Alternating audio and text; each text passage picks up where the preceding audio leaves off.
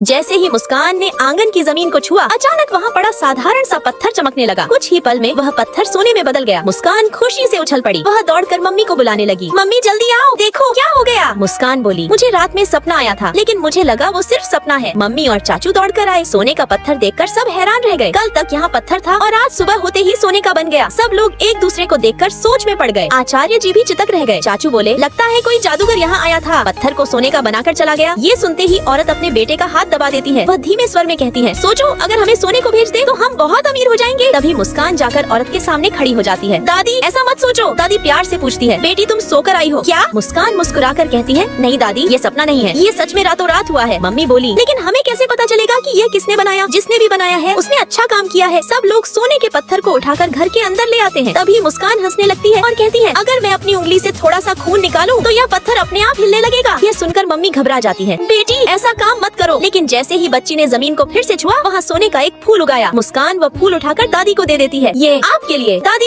दादी की आंखों में आंसू आ जाते हैं। शुक्रिया मेरी बेटी। पास खड़े पुरुष हाथ जोड़कर भगवान को प्रणाम करते हैं। हे भगवान, ये सब आपकी कृपा है, आपने मेरी बेटी को शक्ति दी है। फिर वह बच्ची से कहता है, बेटी तुम ही मेरे भगवान हो। दादी अचानक चिंतित हो जाती है। बेटी क्या तुम्हारी उंगली कट गई? मुस्कान हंसते हुए कहती है, नहीं दादी, देखो वह अपनी उंगली दिखाती है, हल्का सा निशान था। दोनों प्यार से मुस्कुराने लगते हैं। चाचू पूछते हैं, अब इस सोने के पत्थर का क्या करेंगे? मुस्कान गंभीर होकर कहती है, चाचू इसे यहीं रहने दीजिए, कोई इसे कहीं लेकर मत जाएगा। सब उसकी बात सुनकर चुप हो जाते हैं। दादी बोली, ये सोने का पत्थर कोई नहीं ले जाएगा, हमें अपनी बेटी पर पूरा विश्वास है। लेकिन दादी के मन में डर भी था, अगर मेरी बेटी बुरी शक्तियों के हाथ लग गई तो सब कुछ नष्ट हो सकता। मुस्कान ने दादी का हाथ पकड़ा। डरिए मत दादी, मुझे कुछ नहीं होगा। फिर वह चाचू से कहती है, ये पत्थर जादुई शक्ति से बना है, इसे वही उठा पाएगा जिसके पास जादुई शक्ति होगी। तभी पापा घर आते हैं। अरे तुम सब यहाँ क्या देख रहे हो? पापा सोने का पत्थर देखकर चौंक जाते हैं। मुझे तो विश्वास ही नहीं हो रहा। मुस्कान आत्मविश्वास से कहती है, पापा आपको विश्वास करना पड़ेगा, यह पत्थर मैंने अपनी शक्ति से बनाया। सब लोग उसे देखते रह जाते हैं और आंगन में सोना सूरज की तरह चमकने लगता।